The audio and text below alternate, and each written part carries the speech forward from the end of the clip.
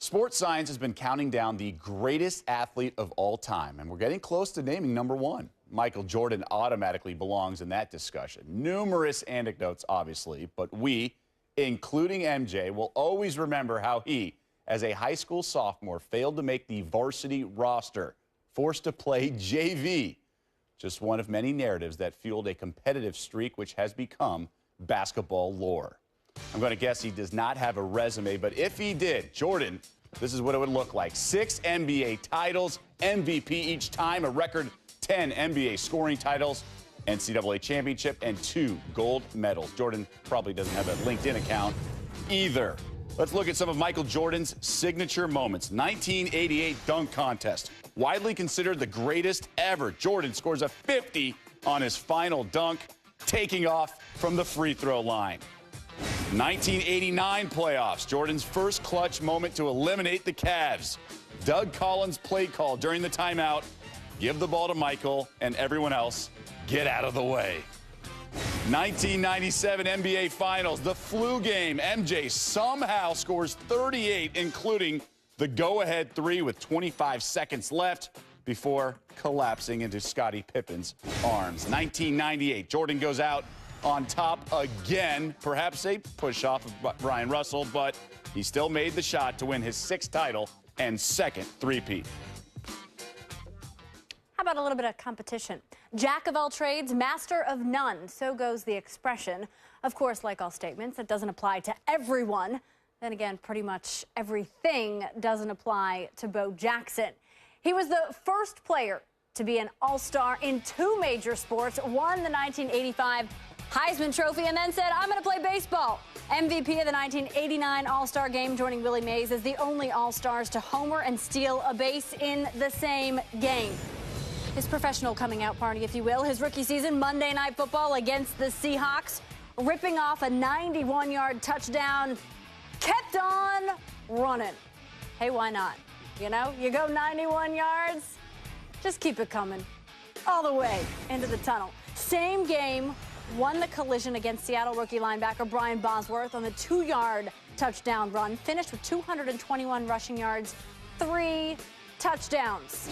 Not too shabby. On the baseball field, all right, Harold Reynolds thought he would score easily on the double. Oh, wait a second, maybe not, because Bo threw him out from the warning track.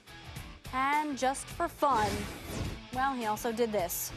Running up the walls.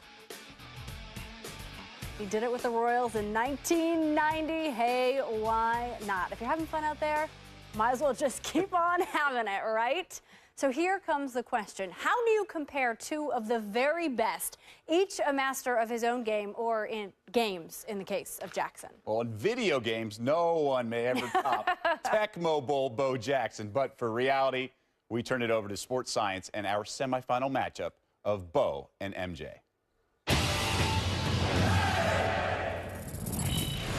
The ESPN SportsScience Greatest Athlete metric factors in a wide variety of components, comparing each finalist to their contemporaries, as well as athletes in their chosen sport throughout history.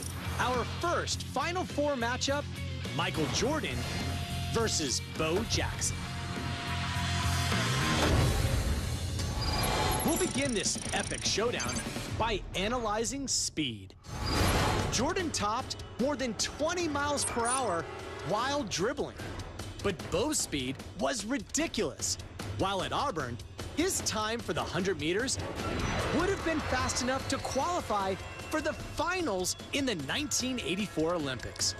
And at the NFL Combine, he clocked a 4.1240, still the fastest 40 ever recorded in Combine history. This means he would have beaten the modern Combine record holder, Chris Johnson, by more than 4 feet. And Bo was about 30 pounds heavier. In the category of speed, Bo tops Jordan and ranks near the top of our list. Another factor in our metric is performance under pressure, and Jordan thrived in the clutch. In the playoffs, with his team down by 1 or 2 in the final 24 seconds of a game, Jordan shot an impressive 50%, more than 20% better than the league average. This is one reason why Jordan won 6 of 6 appearances in the NBA Finals. And when it comes to being clutch, Jordan crushes Bo. Another component in our metric is reaction time. Major leaguers have less than a quarter of a second to locate, calculate, and react to a fastball. And a miscalculation of just 7 thousandths of a second, about a third of the time it takes a fastball to rotate just once, is the difference between a fair and foul ball. Jordan's attempt at pro ball stalled in the minors, while Bo hit more than 20 homers in 4 straight seasons. For reaction time, Bo edges out Jordan. Speed, performance in the clutch, and reaction time are just a few of the factors included in our metric. And after a comprehensive analysis of both men, the winner by the narrowest of margins is Bo Jackson. Be sure to tune in tomorrow for our next semifinal matchup, Jackie Robinson versus Jim Brown. For ESPN Sports Science, I'm John Brinkus.